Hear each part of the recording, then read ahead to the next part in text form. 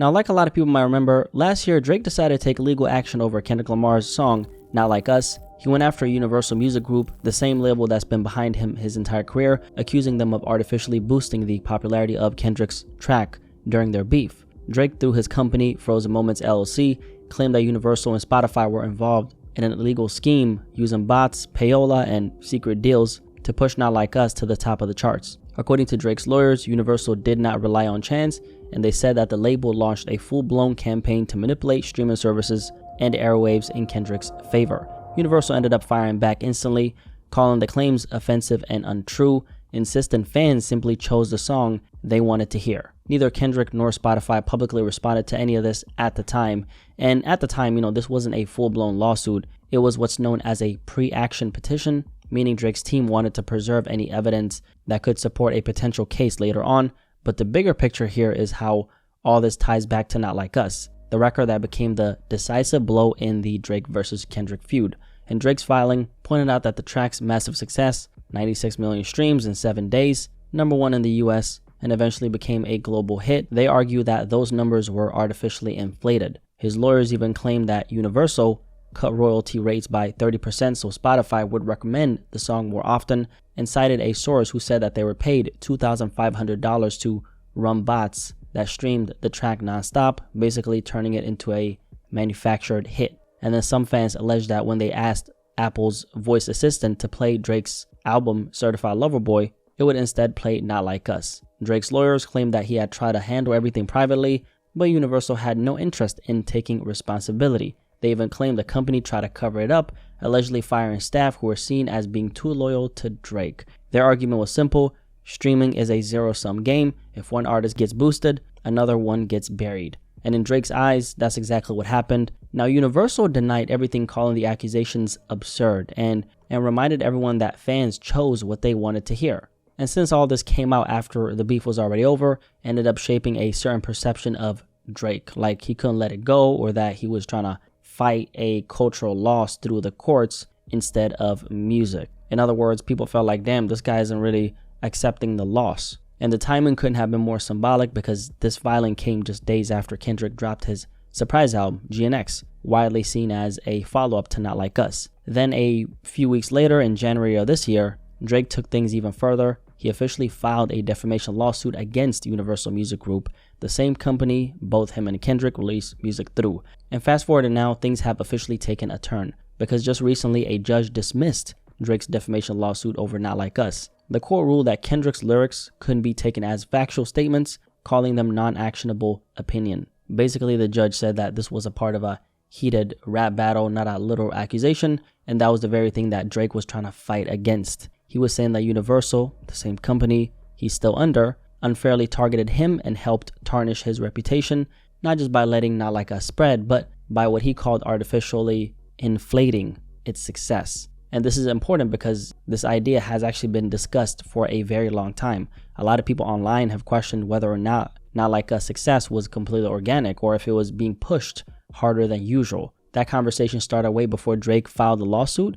People were already debating how organic the song essentially was, and if the reach that it had was actually real.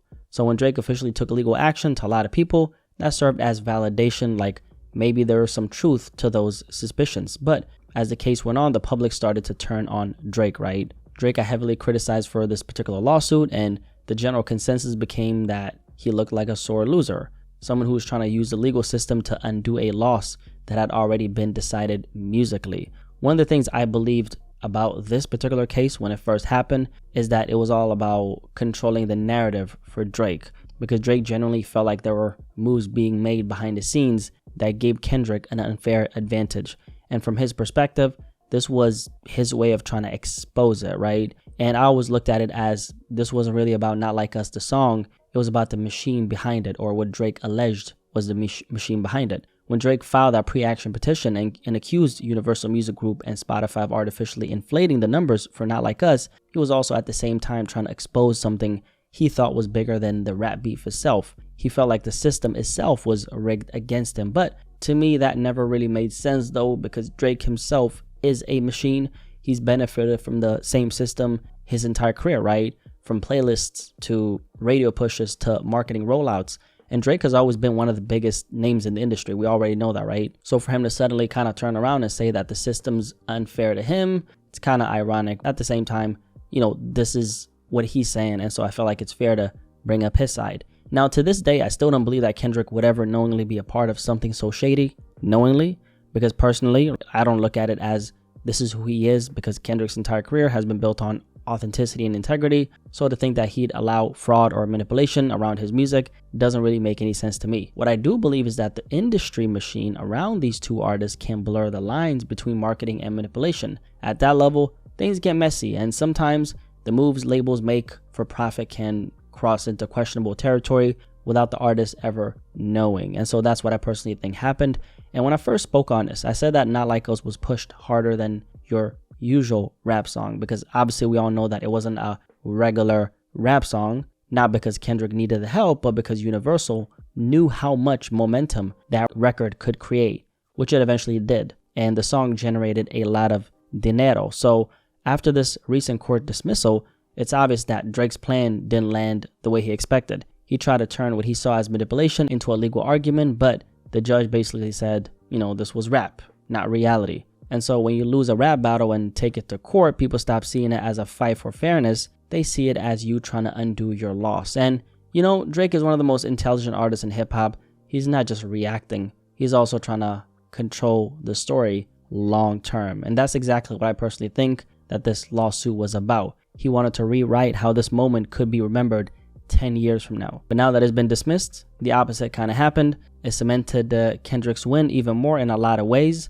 Now, going over some of the specifics of why it was dismissed. The judge who was handling this case, Jeanette Vargas, officially ruled that Kendrick's lyrics, where he accused Drake of being a certified pedophile, couldn't be taken as literal statements. She called them non-actionable opinion. In simple terms, the court said this was a part of a heated rap battle, a war of words, not something meant to be believed as factual.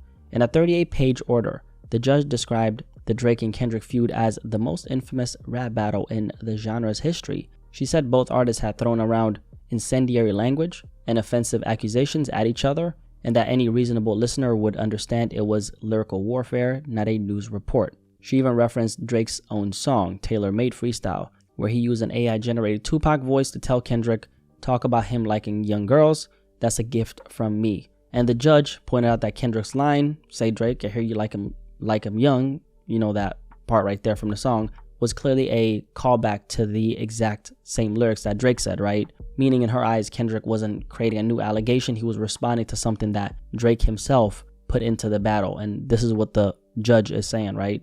And that context ended up being a huge part of why this case got tossed out. The court basically said, look, this was a rap feud filled with trash talk, threats, and exaggeration. No one listening to these songs would reasonably believe they were hearing verifiable facts. Drake's legal team had accused Universal Music Group of running a campaign to create a viral hit out of Kendrick's record, one that spread a dangerous false narrative about him. But the judge disagreed, and she said that even apparent statements of fact can become an opinion when they're part of something like a public dispute or heated artistic exchange. So after the ruling, Universal, they didn't really hold back. And they said that Drake's lawsuit was an affront to all artists and their creative expression, and that it never should have seen the light of day. They added that they're happy with the outcome and plan to keep working with Drake moving forward. Meanwhile, a spokesperson for Drake said that he plans to appeal the decision, hoping that the court takes another look at it.